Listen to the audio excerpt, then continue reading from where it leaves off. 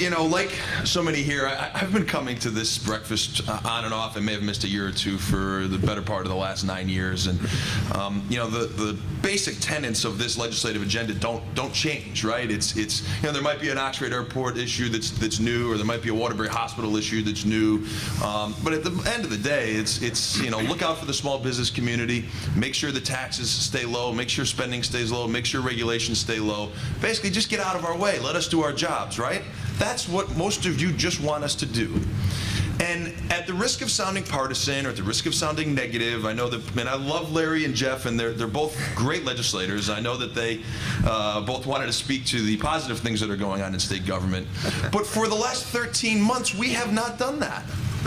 We entered this legislative session, this past legislative session, with a new governor, new legislature, a lot of excitement. People were ready to go. People were ready to roll up their sleeves and change the way state government did business.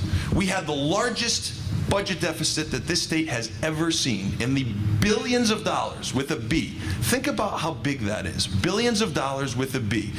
Unfortunately, it was not a dissimilar situation to our neighbors, New York and New Jersey and many other states. It was a real bad economic time that we entered when we entered the last legislative session.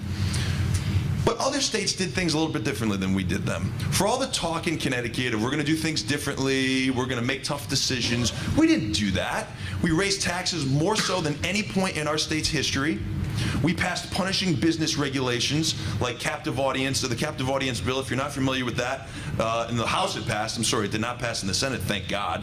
The captive audience bill would have dictated how businesses can talk to their employees about issues of politics and religion. So if you want to talk to your employees about, hey, you know, you should call your state rep or your state senator about that bill, you can't do it. Paid sick leave, which dictates to many businesses the number of paid sick days they have to give to their businesses. $1.8 billion of tax increases. So did we really make Connecticut a better place to do business? Did we really follow this legislative agenda? We didn't. We didn't do that. So there's a lot of talk about being pro-business. There's a lot of talk about helping you create jobs. But at the end of the day, we have increased the size of government in a year that we shouldn't have. We increased every tax we possibly could. We increased business regulations, and it all falls on the backs of you. So it should come as no surprise that Connecticut remains the worst state in the country in which to do business.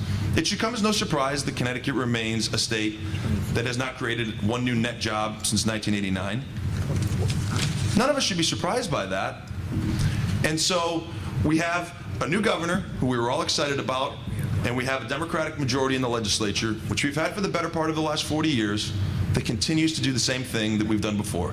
That's the definition of insanity, right? Doing the same thing over and over again and expecting a different result.